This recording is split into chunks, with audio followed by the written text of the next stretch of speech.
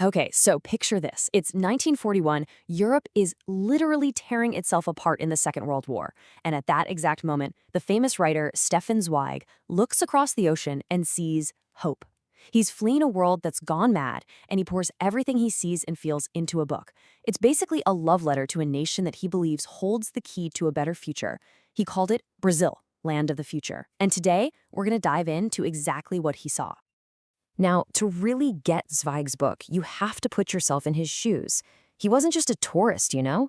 He was a refugee. He was running from the hate, the insane nationalism, and the violence that had just completely destroyed his home.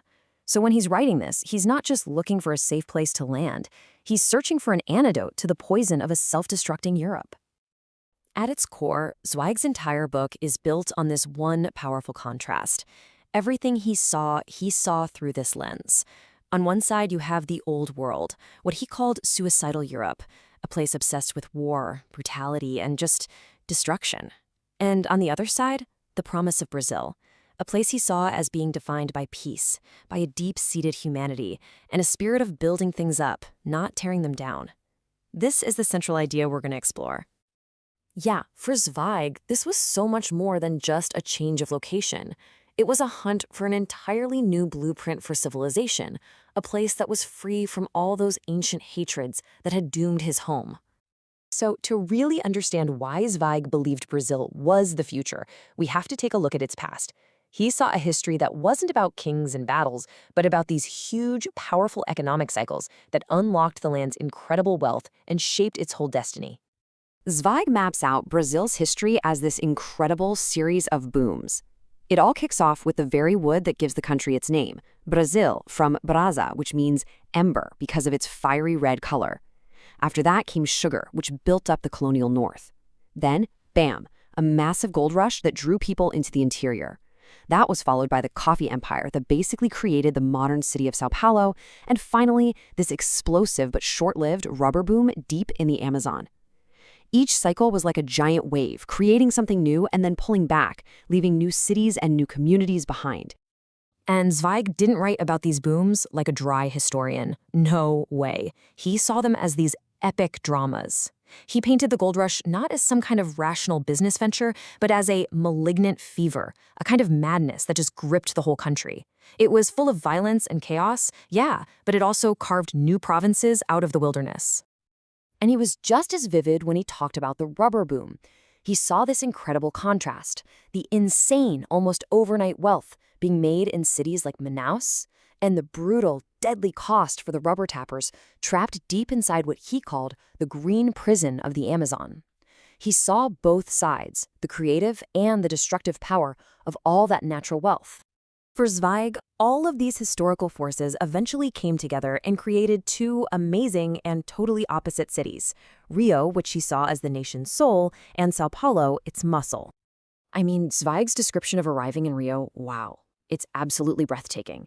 He doesn't see a concrete jungle conquering nature. He sees a perfect fusion. The city doesn't feel forced onto the landscape, it feels like it grew right out of it. He described it as a kind of feminine embrace, welcoming and beautiful, a huge contrast to the manly, heroic skyline of a city like New York. So this contrast right here, this became his central metaphor. On one hand, you have Rio, Brazil's soul, all about beauty, harmony, nature, and leisure.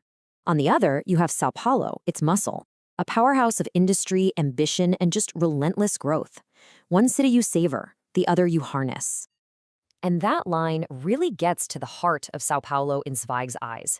It's a city with no time for nostalgia. It was so laser-focused on building the future that it would literally tear down its own history, its old colonial buildings, just to make way for something bigger, newer, more modern. It was just pure, raw dynamism. But, for Zweig, a country was way more than its cities or its economy. The most hopeful thing he found, the part he thought the world desperately needed to learn from, was its people. So Zweig starts observing, and he paints this picture of a people who were just gentler, less aggressive than the brutalized Europeans he'd just fled. He was blown away by this lack of arrogance, this natural kindness between different classes, and what he saw as a joyful, easy mixing of all races in public. He even noticed a totally different relationship with time, where living life was more important than being on time. I mean, compared to the frantic world he came from, it must have felt like paradise. But this created a bit of a paradox for him. How could these normally calm, tranquil people produce the world's most ecstatic, wild festival? He saw Carnival as a necessary release, a collective explosion of all that pent-up energy. It was like a massive tropical storm that just erupts with incredible force. And then afterwards, the calm returns. But here's the part that really gave Zweig so much hope. It was what he didn't see. Even in that absolute frenzy, that collective delirium of Carnival, he saw a total absence of cruelty or meanness. People could lose themselves completely in joy without losing their fundamental humanity.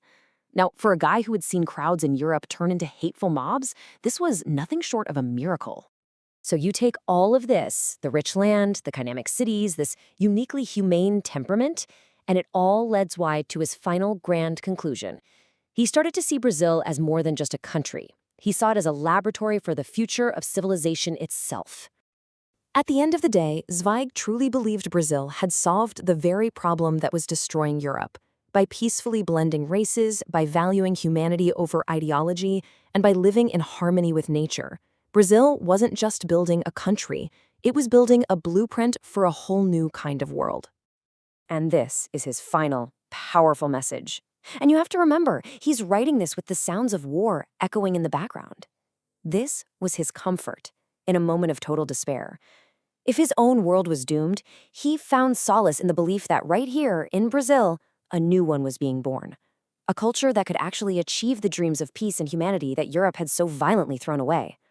Now, the tragic thing is, Stefan Zweig took his own life in Brazil just a year after publishing this, completely in despair over the fate of the world. He never got to see what became of his land of the future.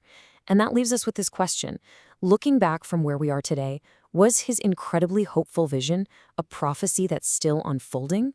Or was it the beautiful, desperate dream of a man searching for hope in the darkest of times?